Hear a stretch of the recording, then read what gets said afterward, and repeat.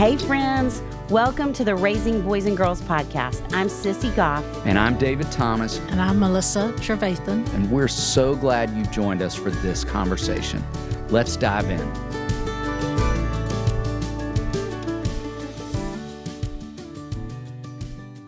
Well, I am thrilled about this podcast episode. I can't even wait for you to get to meet two of the most remarkable humans and parents I know. My brother-in-law, Aaron Weber, who is the director of gifts and leadership at Daystar Counseling, working alongside us, and my little sister, Kathleen Weber, who is an amazing rock star of an entrepreneur, small business owner, and mom to these two little guys that you all know I love with my whole heart. And I just am so excited for us to get to have this conversation together. We have talked about having y'all, how many years? I don't know how long now. A long time. It's the sweetest to have the two of you sitting here. It's so fun. You got your wish. I got my wish. So Kathleen's my little sister, 16 years younger, only the two of us. And Aaron is my favorite brother-in-law on the planet. Amen. Of all the brother-in-laws I could have gotten, you're my favorite brother-in-law on the planet. And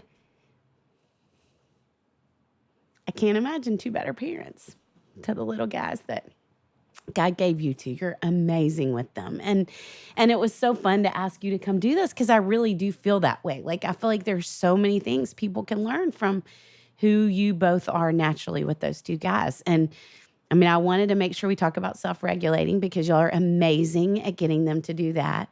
You're amazing at dance parties in the kitchen too, at being in the moment. Like, there's so many things that two of you do just out of an extension of who you are that is, I don't know, just is a real gift to me to get to watch. So I love having y'all on here. It's really fun.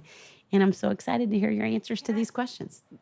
We couldn't do it without you, and wouldn't be the parents we are without you dancing in the kitchen with us. Well, and I can dance, but I don't know little boys. Well, me neither. I know two of them. Me too. The two cutest in the world. I knew we'd cry in this episode. I didn't think it would happen in the introduction. I thought we'd at least get 5 questions in, but here we are. Here we are. It feels so right to have you both here for all the obvious reasons, but two, you can't imagine how much we talk about you on this podcast and the amazing stories we tell about you. So it feels right that now we would talk with you, not just about you. And it does. I'm going to interrupt and say, Aaron said before this started, are you going to use your counselor voices? Are we using our counselor? No, y'all aren't. We sound like ourselves? Yeah, this is okay, nice. Good. I'm having a hot flash now because we're talking about all this. So we want to begin by just having you all tell us a little bit about your story, about your family then and now, growing up, and how you found your way to doing the work that you're both doing. Well, I was 7 when Sissy started working at Daystar. Would that be right?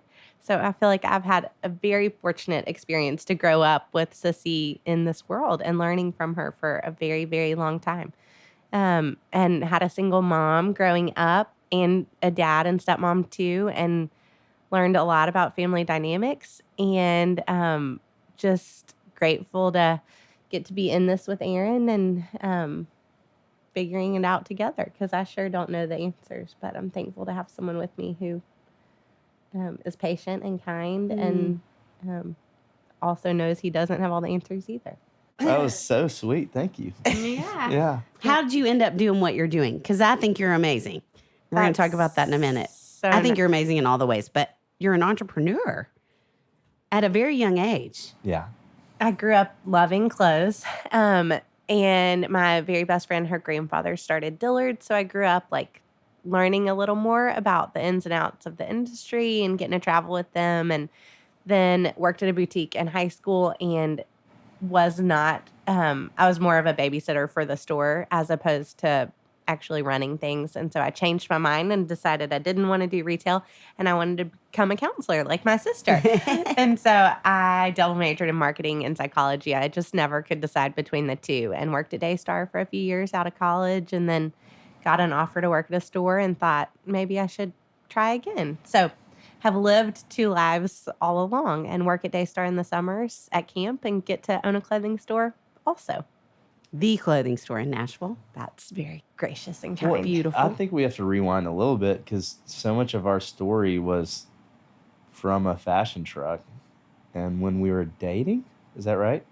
We built it. You built it? were getting your master's at Belmont, and you had this crazy idea of what if we took the food truck concept and put a chandelier and crown molding and high-end fashion in a truck, and then pulled up in people's driveways while their kids were taking naps, and let mom shop all over the city. And I happened to be dating someone who could make that dream a reality. yeah, and so we just took that on the road for 2 years. 2 years, and then a pop-up shop, and then a full-time shop, and And then you left me for Daystar. yeah. I'm so glad you told that, because I think people who would discover your amazing store now wouldn't necessarily know the evolution. And I love that Yeah. you went backwards and told that story. Well, people see the smile, and they get wrapped up in so much of who Kathleen is and her kindness and warmth, and don't understand under all that is an extremely hard worker. And like who Amen. would go to Orlando, Florida, pick up a little Debbie truck, get it retrofitted, bring it to Nashville. That's another great story is we were on our way. We'd driven for 2 days to get to Nashville, are pulling off the interstate, and the truck breaks down.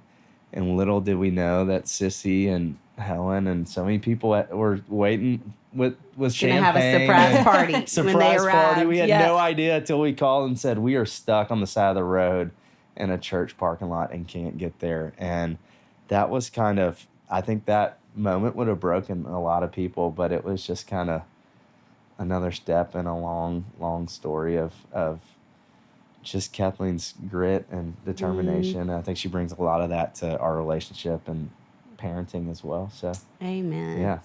Very Okay, true. am I up? You're up. And you help me fill in the blanks. Yeah. As well.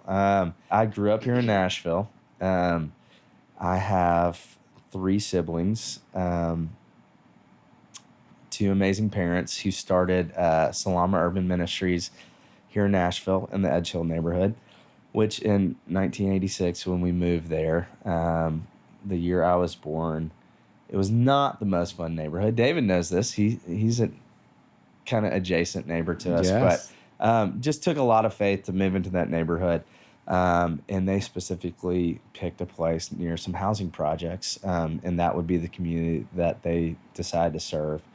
And my parents just showed us a daily example of walking by faith, and they really, they protected us from a lot of things, and we got to see a lot of things, and we got to serve a lot of people, and it was just kind of a daily reminder of what life can bring is not always happy and joyful, and that things can be hard. So I think we just learned from an early age what it looks like to serve, and for it to be about other people, but also what life-changing work can be done when you really get in it with people and live in community with people. So so that was growing up, and then went to school in Birmingham after high school, went to Sanford with so many great alumni and so many great sons that are there now, David's boys, and moved back to Nashville after that and did an array of things. We graduated in a very interesting moment of a recession and all sorts of things. But I tried to count it up the other day. I've gotten paid to do very different jobs, from catering to construction to sales to now my job here. To fashion? To fashion, Yeah. To building trucks. I built a couple of trucks for other people, but I'm now the director of gifts and leadership here at Daystar. So, yeah. Did I cover it? Yeah. Yeah, And okay. when we started dating, you'd never heard of Daystar. That's true. Which yeah, is yeah. Incredible. That's a good reminder. Yeah. Because Daystar and Salama that your parents started about the same year, probably Same here. Yeah. 4 miles from each other. Yeah. It's wild. Well, and I've never heard your title, your new title. Say it My new again, ti- director of. I am the director of gifts and leadership here at Daystar. I like Yeah, that. Yeah. And that feels very true. Yeah, I kind of split my time between doing the fundraising with a couple other team members here, and then working with kids, and especially boys, teenage boys, just looking for more out of just more than just basics of life, but kind of how they can affect the people around them and be leaders in their school and their church, at camp in the summer. And then I get to be the director at Hopetown. That's what I was going to say. camp in You're the summer. director of boys at Yeah, Hopetown. yeah, So we all get to live there together. we do. So thankful. your little With kids. our 2 boys. I know. I'm so thankful too. Yeah. So, Aaron, out of that, when we were thinking and talking about questions for y'all, I mean, I feel like you have a little bit of a different perspective of sitting with these boys in counseling groups sometimes, but not in individual counseling. And sometimes I think they tell you more when you are with them in the capacity you're with them, because I mean, obviously, I think counseling's a really important thing. And I have kids say to me regularly, my parents are paying you for you to like me or for you to listen to me. Wow. And I know that's some brave kids that'll say that. Seriously. But I'm glad they say it, because then I Yeah. can say, well, kind of disprove that theory. But I mean, that's true, but talk about more to it. But I feel like kids know that's not true about you. They know you're investing in them because you want to. And so being like that, an ear for so many boys, I really would love to hear what you feel like parents need to know today about where boys are. Because the whole reason we're doing this series again is because we feel like so much has changed in the last 5 years outside of the pandemic, but including the pandemic. But yeah, I'd love for you to answer that question. Yeah, sure. Well, I think the thing that I'm probably best at Daystar of all of our staff is falling on my face. Like I think I can relate to a lot of things of just like being a headstrong kid who's like trying to outwork my problems and just falling flat on my face. And so I always try to lead with where I've fallen short. And I think that always helps. It's amazing, I think, just seeing the way Daystar works, and so much of what we talk about is kind of like it's cyclical. You do individual counseling and group and camp, and one feeds the other. So I may be third in line where they've seen David, and then they've done group and worked through things with friends, and then they arrive at camp with me, and so much groundwork has been laid. So I just get to be the beneficiary of that. And sometimes I get kids for the first time at camp, and it really is about just not having to be so guarded about where we mess up. And I think that's just where a lot of the honesty comes. If I guess in your question, like what advice to parents, I think it's just amazing to let your kids in on where you make mistakes. Even with Henry, our 4-year-old, just reminding him now, like, buddy, I made a mistake today. Like, I talked to someone in a way I wish I wouldn't have. And I think just not being obsessed with having to be like the perfect example of how to do everything correctly and right the first time, but kind of show that we make mistakes. And camp is such an ecosystem of that, because we're all living together, so we're gonna make a mistake. Like in front of each other, sure. We're gonna mess up, and we're around each other morning, noon, and night. And so I have chances to circle back with kids and say, oh, I wish I would have said that differently. Or what I really meant when I said that a little while ago was this, and I probably came off like that. So I think I just feel okay with, like, I think just, and Kathleen helps me so much with like forgiving myself and being okay with like admitting to certain things and not having to feel like I have to be perfect. Thank you for that. Yeah. Kathleen, your whole mission really isn't about clothes, but about helping women feel good about themselves. And so many moms we hear are in perpetual struggles with their daughters over fashion. What advice would you give to moms in that space?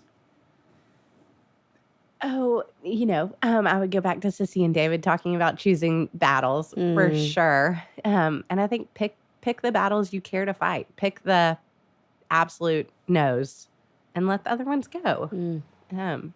Sorry, I don't know why that makes me teary. I think it makes me remember some of the battles Mom picked. And I'm like, yep, that was a good battle. That's so good. But also, I didn't want her to pick them when she did. But I also think to pull someone else in, if you have a trusted friend that they know your battle lines also, to let them take them shopping and pick out some clothes and take yourself out of it for a minute at least. And I, as a mom of a 4-year-old boy, am already having this conversation with my child because he wants to wear his Hopetown t-shirt every single day. And I'm trying to tell him he can't wear his Hopetown t-shirt to school every day. So letting him know that there are days he gets to totally pick and wear the wacky pants and the Hopetown t-shirt and everything he wants. And then on school days, I get to pick. Yes. So that's good. Awesome. Well, and I have so often when I'm counseling mothers and daughters that are in it said, here's Kathleen's number. I want you to call Kathleen, take your daughter to the store. Because I do think to have somebody, whether it's another mom that your daughter thinks is cool, a youth director who can say, not only, I don't know how you say this, but kind of like, here are the things that are most flattering. Yes. Like can help with that, but also discourage certain trends, all of that. I just think that's a great place to have another voice for moms and girls. High school kids, especially, maybe preteen to high school kids, I would say, even for me in the store, are the hardest to dress because they have such a specific TikTok person they're envisioning or outfit they saw on Instagram or something. It's just so specific and not about their body at all. It's just about this dress that looks a certain way. And so I think that's where it's nice to ask for help from someone else because it's not you fighting mainstream world. It's like someone being like, I think this is actually what looks awesome on you. And let me tell you why. Yes. Yes. That's so good. I love that. Okay, just in your own life, I think you do an amazing job of balancing work and family, which is a place I think a lot of moms feel really discouraged and scared and a lot of regret. Can you talk about how you do that, what your approach is, what encouragement you would give moms in that place? Sure, it's just going to make me cry to start with. I'm so sorry. I think it's, I feel discouragement in it a lot. And I think it's one of those things you just feel like you do. I feel like I do a million things not well. Typically, every once in a while, I feel like I had a win. But for those of you who are listening, Kathleen does everything perfectly. Just saying. I definitely don't. But I do feel like I wear a lot of hats.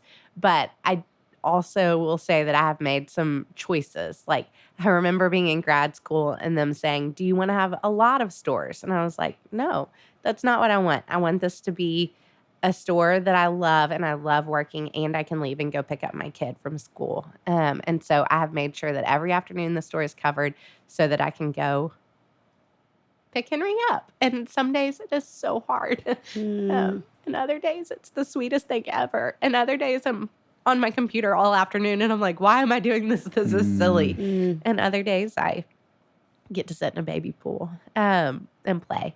And so I think it's a daily choice. And some days it doesn't, a lot of days it doesn't look like you want it to, but it's about the choice, I think.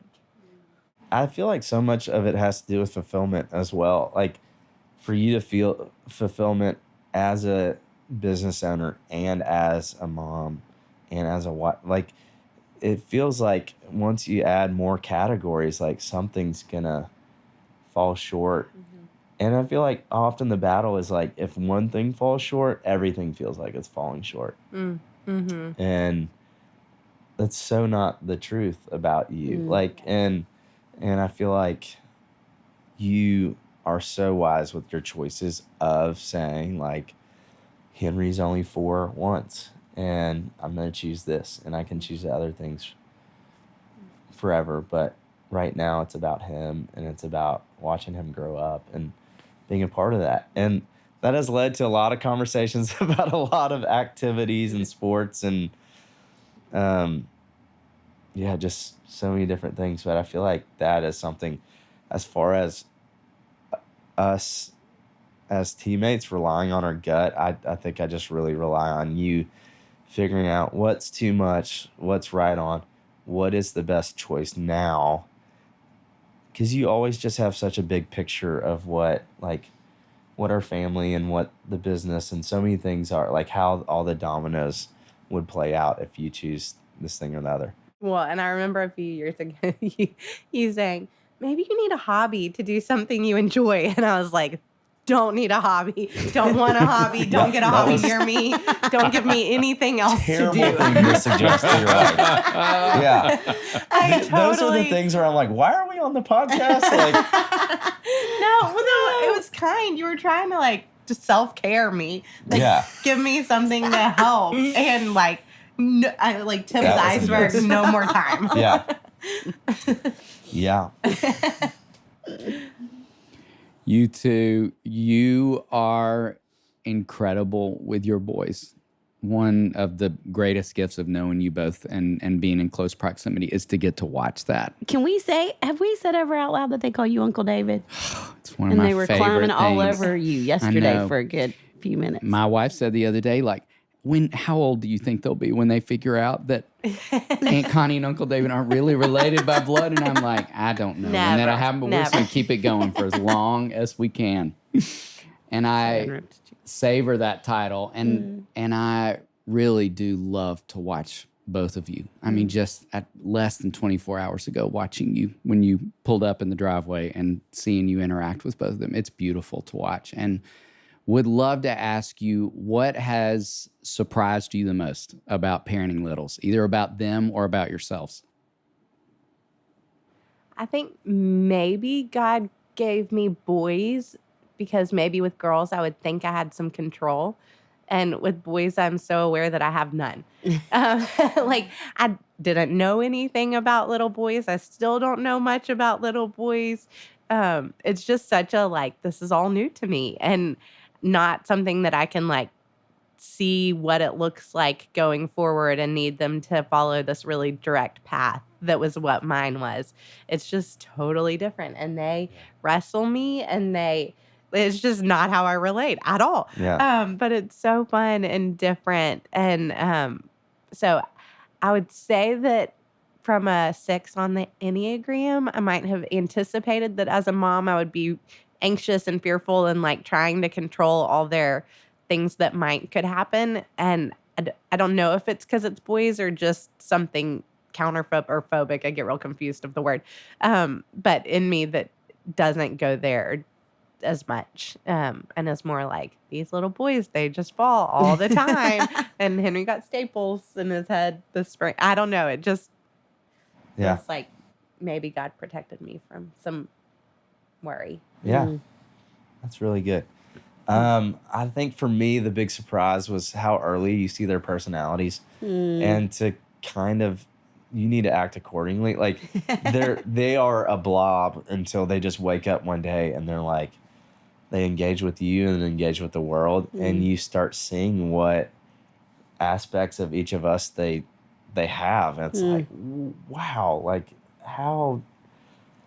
where did this come from? And then you're like, oh yeah, that's me. Or no, that's Kathleen. And to start engaging with them, like as soon as you start seeing those things. And that really caught me off guard. Like I could not believe how soon I could see different tendencies and behaviors and even humor. Like our Witt is hilarious and loves playing jokes, and he's a year and a half, not even a year and a half. So yeah, it's pretty cool. So thinking back on your growing ups, what would y'all each say that your parents did, our parents did? What's something they did that has shaped who you want to be as parents? So I would say our mom was 43 when she had me. Yes. And 43 back then it feels like 63 now. I mean, That was nice. You're about to say 53. No, David and I are 53. maybe she seemed 53 when I was born. I just don't remember her in that stage. But she was the oldest of all the moms that I knew for sure.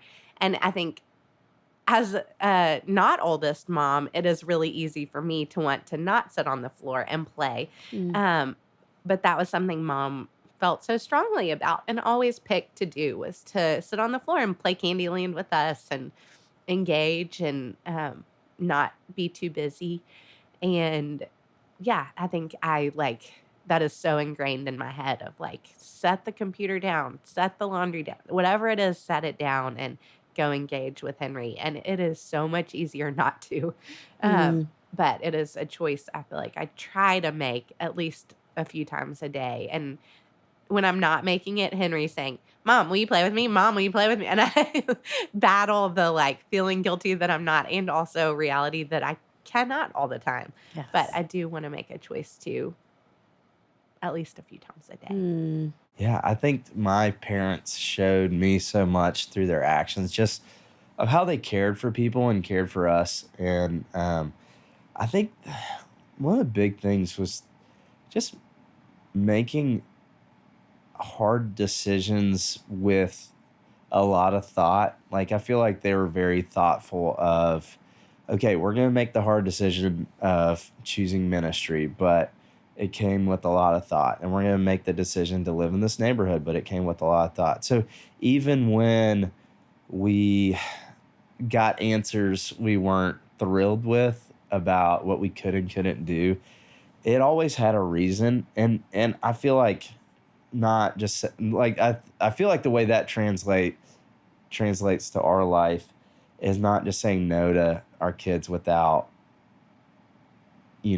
a little bit of an explanation. And I think that's obviously a slippery slope where you don't necessarily want to explain everything. But I think when you kind of let them into your thought process, and I think it also allows for a lot of honesty and just say, like, I let you try this once your way and it didn't quite go the way you said it was going to. So this time we're going to do it my way. Or I don't always, sometimes I give a quick no and we move on. But I think one of the things my parents did a great job of is saying, this is what we're doing and this is why, or this is what's best for the family and this is why. My parents presented a united front, and there was no playing one parent against another. Like, that did not exist in my house. So I would say that's something that's translated to us for sure. Yeah. I was a master of trying to play one parent against the other. Wow. One of my favorite things of all the things I respect in watching the two of you as parents is how you help your boys regulate themselves, to just stop and slow down and listen. And one would love to just ask kind of, how did you discover the importance of that, and what have you learned makes a difference in that space?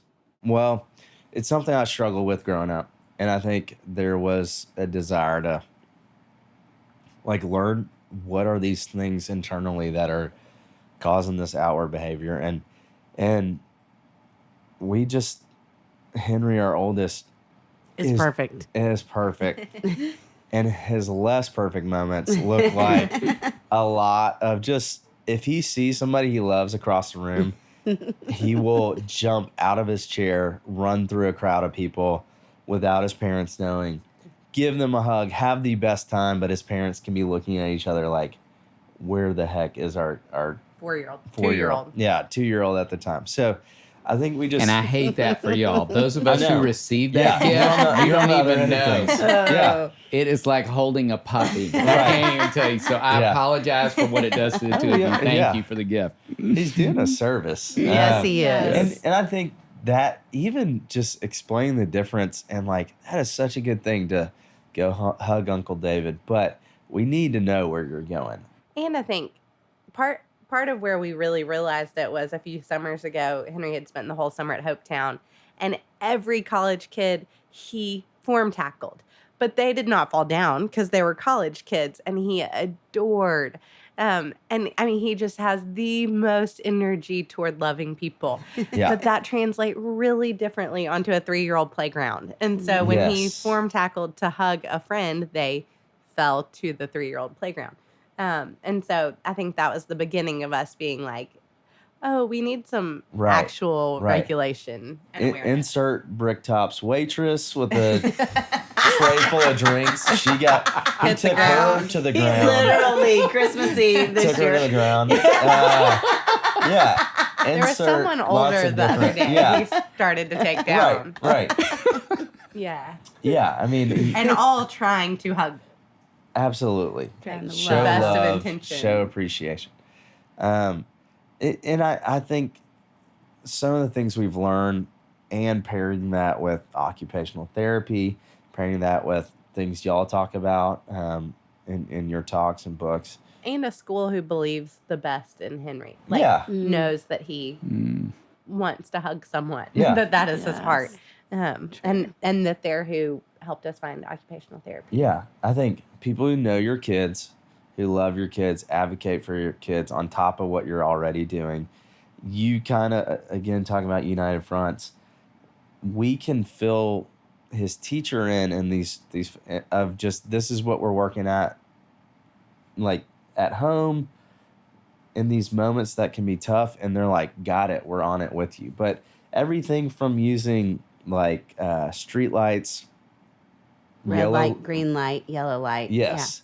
Yellow light is our best friend, and a great reminder to not jump straight to red light. And I think that's something we learned from y'all is like, you're not in trouble right away. There is a moment where this is where you get to choose what happens next. That was really helpful. Breathing. I was gonna say, you haven't y'all taken deep breaths. expressed to us the importance of breathing and how it can reset their thought process to use square breathing and how many breaths and how much time that takes.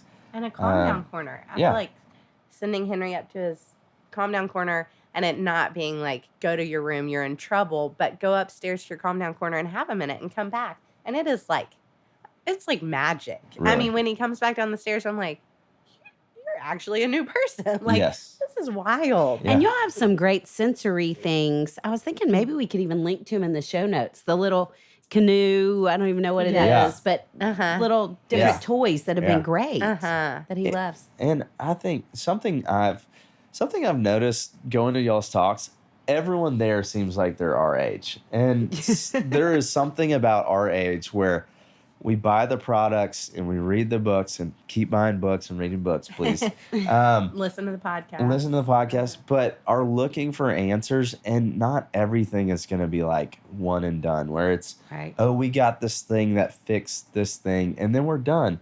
I think that's what I've learned so much is it's just being constant with Henry to not say, oh, we tried that thing we got and it didn't work. And so let's throw up our hands till we find the next product. But I think really simple things like noticing the difference when Henry is watching TV versus playing with Legos. Like that, those are two different kids. And the difference between him watching TV and playing Legos is sometimes I need to enter into that space and I need to be playing Legos with him too. And I'm I think facing the reality of like I have to actively participate in some of these things and it's going to be a commitment from me. And he's just a different kid when he's using his hands and he's getting sensory input. Like those things really do work. It's just like, how committed are we as parents? How do we remember to go to yellow light? Often we just skip it and I'm like, red light, because he's heading towards the street. So you got to go straight to red light. So what would you add?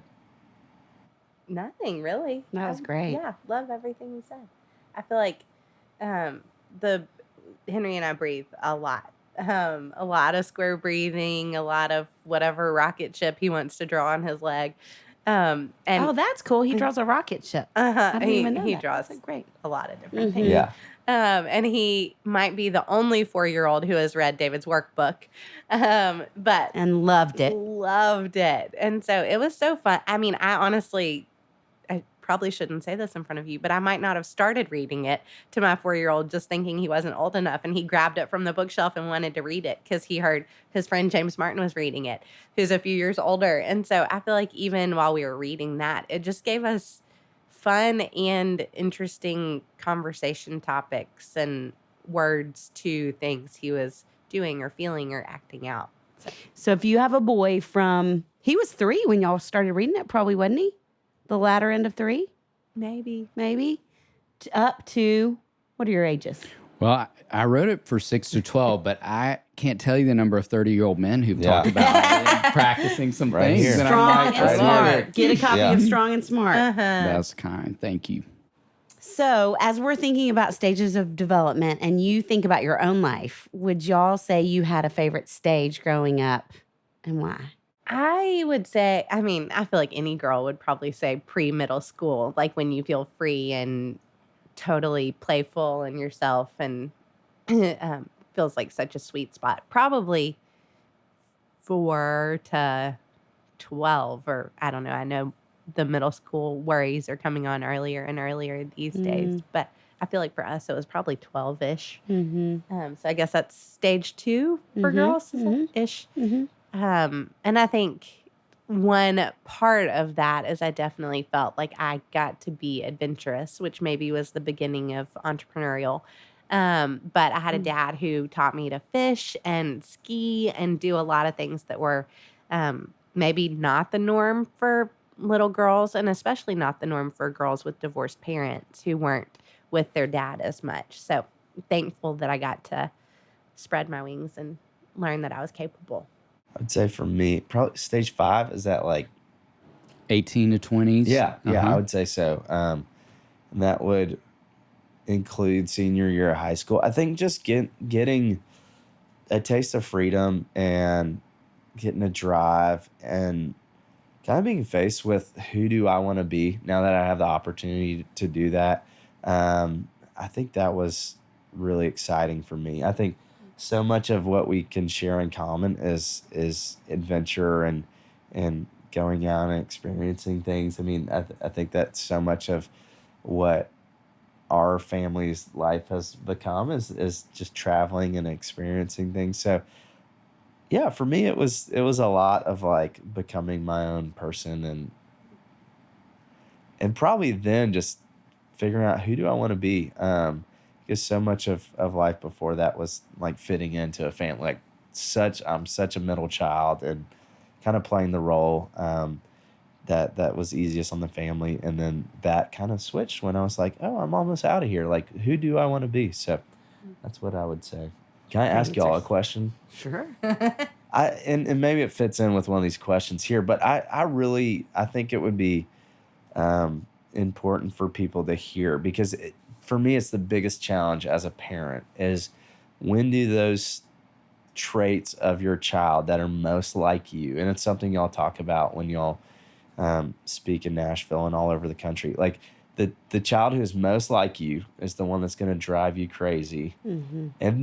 But what do you do after that? Like, how do you acknowledge that it's not always a bad thing, and how do you work with them and respond to those things that just drive you up a wall? It's a great question. It is a great question. I have a thought. You have a thought? Yeah, you go first. I was going to say, I think our hope always would be that it drives you to doing your own work so that you don't accidentally put your stuff onto them. That whole we transfer whatever, we don't transform. But I think too, you talk about this so well with anxiety. Like, I think parents who have struggled with anxiety, who have kids with anxiety, for example, so quickly, easily, consistently go to that place of thinking, I caused this, there it is, as opposed to reframing some of that into, and because I understand what it's like to live in that skin, I could be one of the greatest agents of change. Yeah. I think I love the way, Aaron, you talked about that when we talked about the regulation question. You led with, I struggled in that space. So it's like, you are overqualified to take that journey with Henry because you understand what that's like to live in that skin. Whereas you might not have tackled waitresses in a restaurant, Kathleen, but it's like you get the instinct, you get that big love, that big energy. And so I think I'm always hoping parents will go to some of that space too, as opposed to just camping out in the places where it's so hard for me to see some of the same struggles show up. Yeah. What would you say? Yeah, I love that. And I was thinking, I think that's so much of even what inspires you to say, and he has a school that gets him. Mm-hmm. Because you maybe didn't feel that in certain stretches, or with certain teachers. You were at an amazing school. But I wonder if some of it is, I think it's easy to think, how do I prevent them from hitting the same mistakes that I made? Right. And instead, maybe it's backing up and saying, what did I need? Yeah. Because I think preventing them means we're probably going to be harder on them. Oh, for sure. But what did I need? You definitely needed someone to help guide you, but with a whole lot of empathy and a whole lot of understanding. Right. And you're going to be able to understand in a way that Kathleen, like you're saying, isn't. Yeah. You know, I don't know what it's like to feel, Yeah. to be Yeah. Henry, you know, but you Right. know a little more. Yeah, for sure. Yeah, of what that's like. Yeah. I think the two pitfalls that y'all just identified them, but one is I'm more aware of it. Like, I'm probably the first one to catch on. Like, When here it comes. So I'm probably the most critical of it. And I think Exactly. the defeating thing is I should know how to fix this or do this, but I don't. So you said transform. Yeah. I love that. I got some work to do. I think. Me too. Yeah. Don't we all? Yes. Don't we all? Absolutely. Well, thinking about your stage one guys, as we keep continuing this conversation about the stage, it's like, what would you say has been a unique challenge about the space? And what would you say is something you've just absolutely loved about this stage? I mean, boys are just sweet. I I just bet. didn't know that. Yeah. So that's been the biggest surprise, I would say, is just how snuggly and cuddly and lovey and tell you they love you all. Like, it just is, it's amazing. And you forget how hard 4 has been. Yeah, totally. Yeah. We can't help but smile just thinking about them. I say in It my head, is 4 and so 14, much 4 and like- 14. David says 4 and 14 Yeah, all for the sure. time.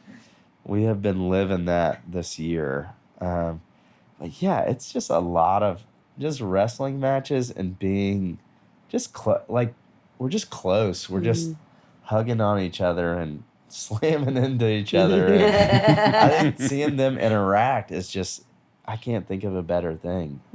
Yeah. Getting to watch them start to do it, wrestle and play and Yeah. bump into each other a lot. Yeah. It's Uh-huh. fun. You asked hard, though. What was the question? Hardest part of the stage? Yeah, I would say 4. David was spot on. And I would think it's probably, you could speak to this way more than I could, but just Henry learning that he really does have his own opinions. Yeah. And different than, I feel like Witt right now is demanding at 1.5. Mom. Literally 2.5-hour car ride. That's all I hear. Yeah. He had more words, and somehow we've come back to mom and dad. And so dad is like whatever it is he wants. So the demandingness is pointing and demanding whatever it is.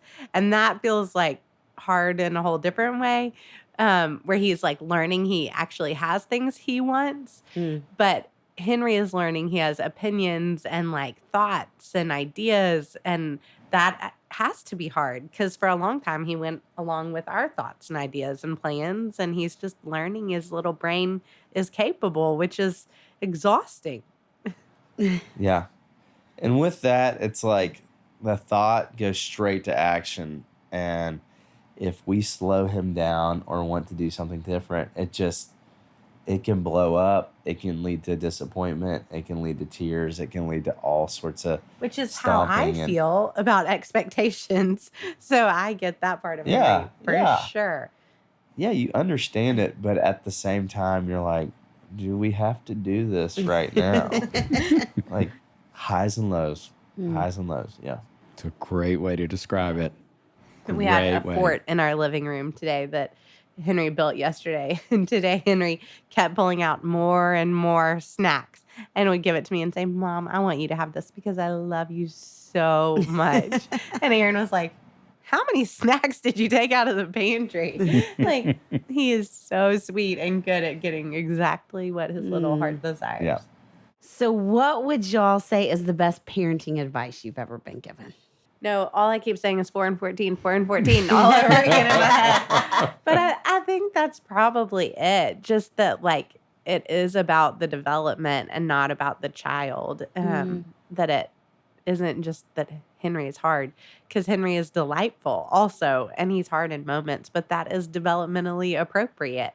And I feel like before we started OT and things got harder, and Henry was wild, and he still is wild, but hearing David say, like, that is developmentally appropriate for boys. They are active, aggressive, and curious. So I think just the freedom in knowing that it's not just the one child, but that it's normal and appropriate behavior. Yeah.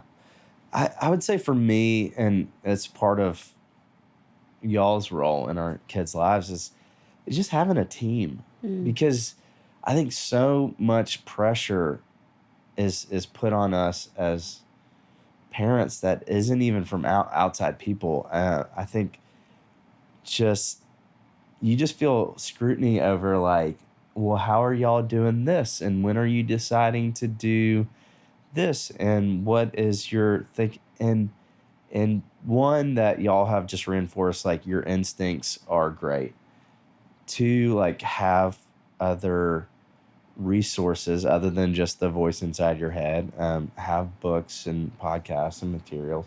And then three, just have other people in your kids' lives that you don't have to, shoulder every single responsibility, but just make sure they're people you trust and that you're all moving in the same direction. I want to add to that, Aaron, I loved your answer to that. It made me think, the reality is, I don't know that I've talked about on here, that both of my sons, 2 of my 3 children, worked at Hopetown this summer. And the gift that was to us to think, gosh, our kids are going to be around 3 of the adults that I love and trust the most in this world. And I remember Connie and I both in different conversations, like thinking about you all being a part of our team, like, watch and notice things with these 3 human beings who are just remarkable.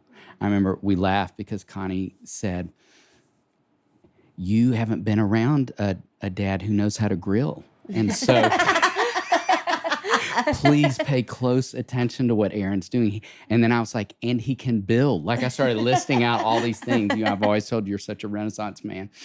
But I think the gift of thinking about that concept, that the 3 of you have been in the lives of my own children. So I just want to echo that. Like, I think it's part of that wisdom of it takes a village, and you've been part of our village. So grateful for all of you. We have such a unique gift in you, and that we get to, I feel like anyone who, when you post about the boys on Instagram, are like, those boys are the luckiest in the world, and they are the luckiest because they get you. And what a unique gift you are to them, that I think you were to me too, as 16 years older, that you weren't my parent. And so you were all of these things. Like, you were the other person who went shopping with me and mom didn't have to. You were the other person who stepped into friend stuff that wasn't my mom. And the fact that you get to be that I have gotten to have you as that for me, but also get to watch you be that for the boys, is the sweetest gift ever. And I think there are probably some other aunts or uncles out there who have the same role.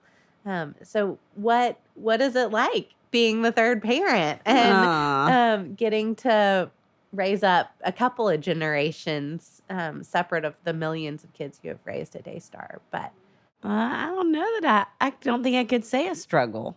It's just the sweetest to watch. And the generations. I mean, to watch you with them and this fella that you picked, that God picked for you. Henry had a bunker party last night. And I know y'all do too, but the amount of time, I feel so much like mom when I do this, but I just catch myself staring at him. Yeah. Like, for stretches of time. And I think he probably so creeped out. I was like, Mom, stop. But I just like to touch his little arm and just stare at him, and Witt too, for sure. But he's not having bunker parties quite yet. But it's the sweetest to get to be invited in and be a part of it. And I'm like, I don't know how mom had that perspective, because she was also the mom. But I feel like that is the perspective you have, and that you get to sit and stare at him and pat on him in a way that I often don't take time to do. Totally. So I'm so thankful. that you do. It's It's the not creepy. best. It's the best ever. He's going to tell me to stop at some point and call me Velcro, just like we called Mom. But Yeah. Well, yeah, that's all right. okay. I'm okay to be Velcro. Mhm. So we'd love to ask you, what family meal defined your growing up? Or what meal do you think might define your boys growing up? And you can even answer too if you want to, since you were growing up in two houses, because I'd be curious. About our house versus Dad and Jane's house? Yeah. Well, I would say Mom quit cooking when I was in 8th grade, so we ate out every single night of my life. So welcome to Aaron's life that we're like, where are we going tonight? So I think mine with Mom, we always shared a cheeseburger and yes. And then Jane was the first person who ever made salad for me. And I didn't know that asparagus could come not in a can. So Jane introduced me to a whole new world of food at their house. So those would be my growing up. And Dad was a good cook. Dad was Too. great. Yes, could- Dad was made- the grill person Yeah, for yeah. sure. that's a great question. I use that question a lot at camp when we're sitting around the table and don't know what to talk about. I love hearing about what people's house specialty is. Like, what does your mom or dad make that probably none of your friends have ever had? Or it's really interesting because there's almost always a story behind it. But my mom somehow had a meal on the table every morning and every night, even though she worked like 50 hours a week. And it always was something that could feed all 6 of us and stick to our ribs, as she would say, and would stay hot, and she could make on a Sunday that would be good on Thursday to pop in the oven. So I'd say she made calzones that were fantastic, and she would still volunteer to cook for the football team or the basketball team, and she'd make food for 50 people on top of what she's doing for our family during the week. But that was when Miss Weber was on the list to bring the meal, all the guys got really excited. So I think I think a special memory of knowing how hard it was just to get by, but also provide for others. That was a really cool gift she gave to all of us. So.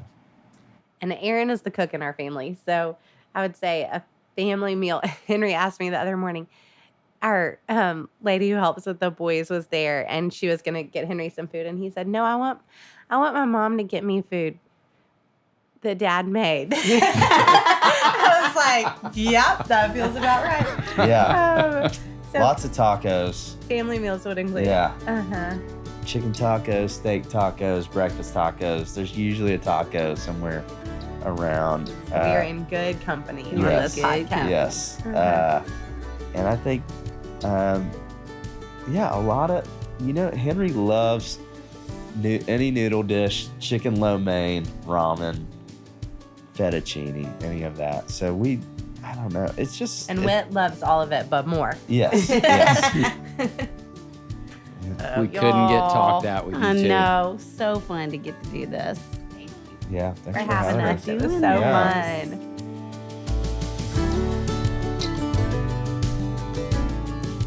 Did you love today's episode? If so, would you mind sharing it with a friend? Send a quick text or email with the link to the show. Join us next time for another episode where we'll bring you help and hope on your journey of raising boys and girls.